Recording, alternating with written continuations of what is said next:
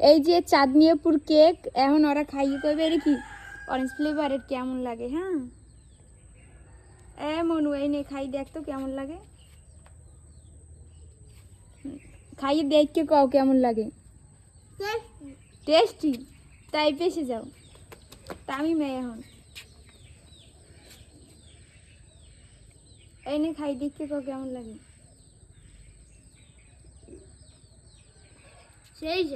সেই সাথ ওই ফির যা এখন যাইয়ে ছানিরে দিতে আসি, খাই দেখ কেমন লাগে।